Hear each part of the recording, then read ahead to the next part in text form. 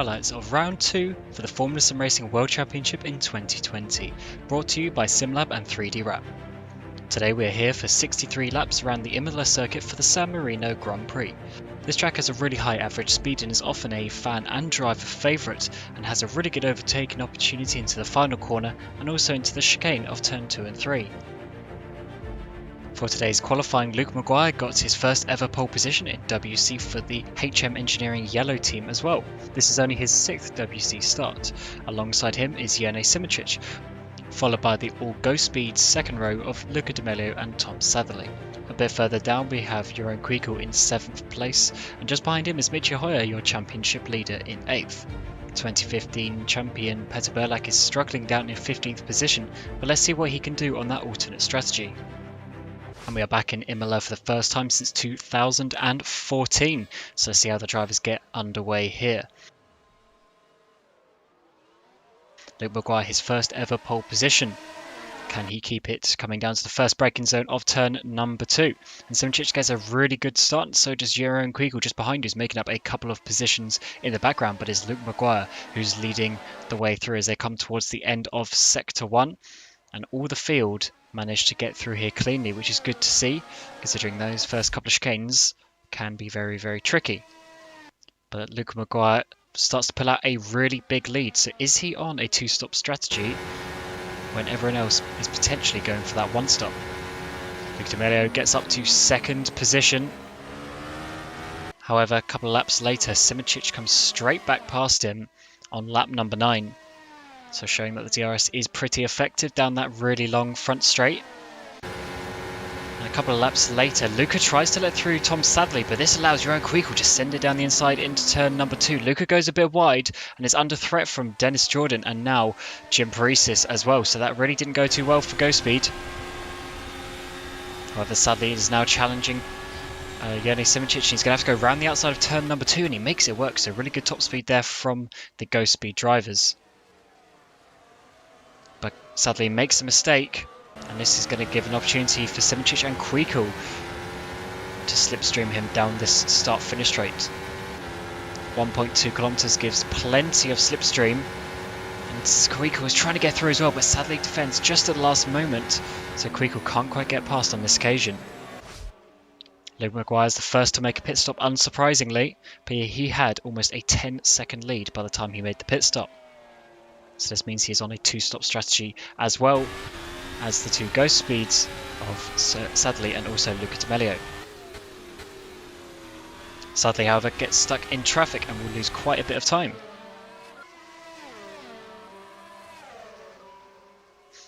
Jim Paresis makes his pit stop as well, coming up just behind Tom Satherley. Jene Simoncic takes the hard compound tyres, letting us know that he's probably on a 1-stop strategy like the majority of the field. However, he does have to go pretty long on those tyres, so he does need to keep them in shape. And this puts Peter Burlak to the front of the field on those hard tyres on the alternate strategy, giving him a really good chance later on in the race. He's just doing his own pace out the front, putting in good lap times. And we'll have to see what he's able to do later on, as we are already on to lap 25 of this race. Kwikel now is coming up to the back of Luca Di Meglio, but as we've said, Di Meglio is probably on that 2-stop strategy. Kwikel on those hards puts himself in a really good position ahead of Luca, who also needs to make another pit stop.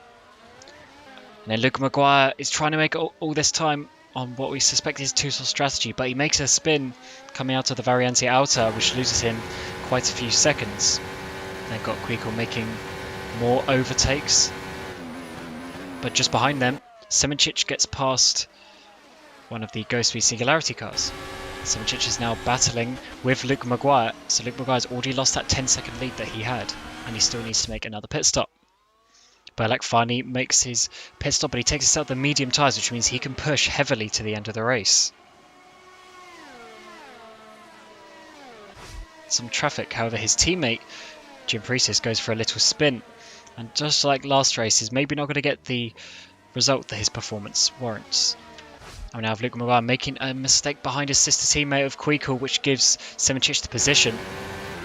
And then not so long later, coming out of Variante Outer again, Luke Maguire makes a second spin.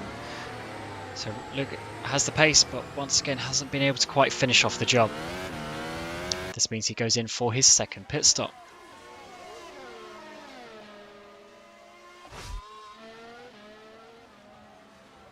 We've now got this huge train of cars in the midfield, all doing different strategies. And one of those is Tom Sadley, who's really getting held up by this, but he manages to go round the outside of one of the HM Engineering yellow cars. A bit further up, we got Jos Araneda losing some positions as well with Luca Di Melio. And I've got Alex Siebel making up some positions in the midfield as well. Before Sadley goes down the inside of turn number 7. Not really a normal overtaking position, but he finally makes the move stick a bit later on in the lap.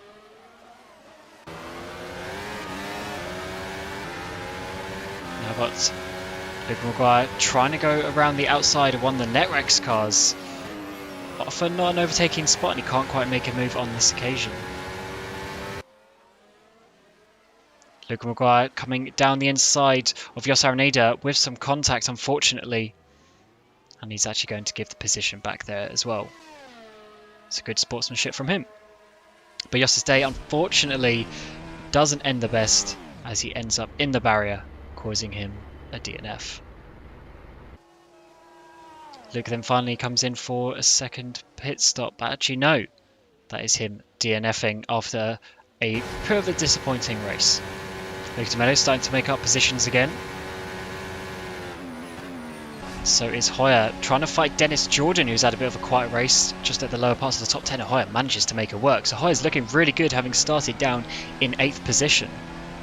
And Peter Burlak is starting to make up some positions as well, just like he did in Malaysia a couple of weeks ago, starting to make those positions up. He starts to push a little bit too hard. He has a massive spin, and I can tell you that did 17% of tyre wear. So he's got a lot to make up, and potentially some flat spots as well. Simičić, however, finally goes for the move on Jeroen Kweekel to take the race lead. Kweekel sat there for so long, pulling the train along, and Simičić finally decided that this was the time to pass with only 2 laps left on the race. And then with only 1 lap left of the race, Miji Hoyer comes past as well, giving Dennis Jordan the potential for a podium. Dennis Jordan is going to come and have a go to try and get on the podium for the first ever time, but Kweekel hard on his defence. Manages to have DRS as well from the car ahead, so Jordan is going to go really far down the inside, but cannot quite make it work, and he spins. Both of them spin, in fact, and Kweekel ends up to stay ahead. Dennis wasn't overly happy with the aggressive defence, but that was just about clean. However, it's Jani Simičić to take victory here in the second race of the season, and he will go joint to the top of the standings alongside Miji Hoyer, who manages to finish second, the reverse of what they did in Malaysia. Looking a bit further down, Jordi Zuiz gets his first points in the World Championship, and the 2 stoppers of Di Melio, Sadley and Maguire suffered quite a lot, so just proves that the 1 stop was the strategy for today's race. Panzer had a really bad race, unfortunately, as well. Not the start of the season he would have wanted, but I'm sure he can come back later on. And we only had 2 DNFs in the whole event, which isn't too bad considering how tough this track can be and how tight it is. Looking at the driver standings, Hoyer and Simičić will be leading the way with 1 win and 1 second place apiece. Jeroen Kweekel continues his good start to the season in 3rd place, just ahead of the 2015 champion Peter Burlak. David Mocek has had a couple of quiet races and is sitting in 5th, just ahead of Dennis Jordan.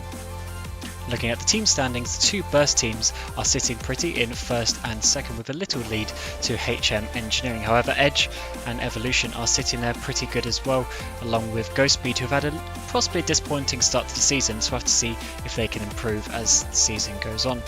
Ground Effect are the only team without a point in last place at the moment. However, they improved today by quite a bit, so we'll have to see what they can do later on.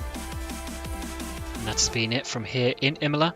Our next race is on the 12th of April at the Indianapolis Motor Speedway, so we will see you then, and check out our YouTube channel for all the other links to other races and the live streams that will be coming up.